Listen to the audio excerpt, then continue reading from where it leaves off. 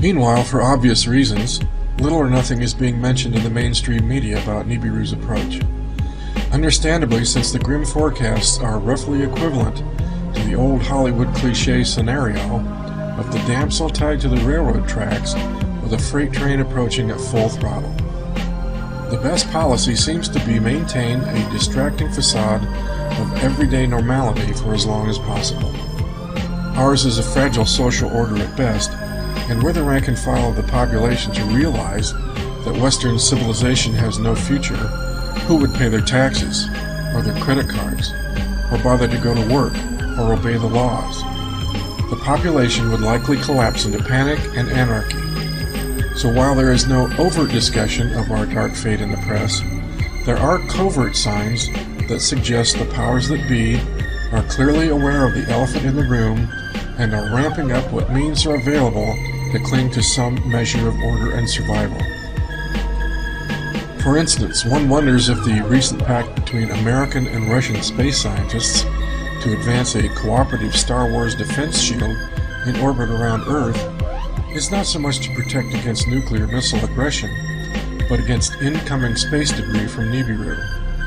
As well, our government's alleged war on terror seems to be key to a predetermined schedule with a far broader agenda for homeland security than threat from Muslim terrorists seems to warrant.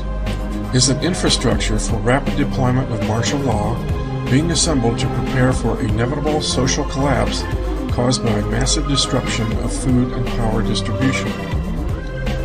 And one wonders if a decade of financial scandals like the Enron debacle, all leading to our current Wall Street meltdown, are precipitated by executives who are in the loop and realize our world has no economic future. As such, there is little incentive to prevent unscrupulous, cunning CEOs from lining their pockets with pilfered profits and pension funds. Also, consider the new highway proposed for the North American Trade Union that will slice through the very heart of the United States, from Texas to North Dakota, Mexico to Canada. It may be purely coincidental, but if one compares the location of this highway with the I Am America map of predicted Earth changes, one finds that this highway is located in the heart of the most geologically stable region of our country, ever since those days of the Cold War and the threat of nuclear annihilation.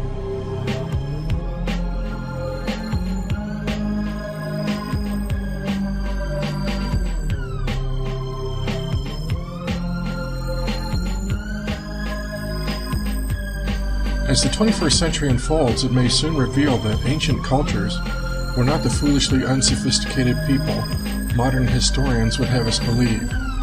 In times long past, Nibiru's approach may have so thoroughly pulverized technically advanced societies that knowledge of those elevated cultures faded into myth and legend. Perhaps that remains the imperative goal of modern secret societies, that the great work of the ages is an ongoing program designed to preserve doctrines and bloodlines from antiquity against yet another passing of Nibiru. Superhighways to the continent, maybe interplanetary, I'm not sure as well. A massive transportation, trade, manufacturing, distribution, warehousing, and logistics center on 20,000 acres of industrial land here in northwest Winnipeg, adjacent to the James Richardson International Airport.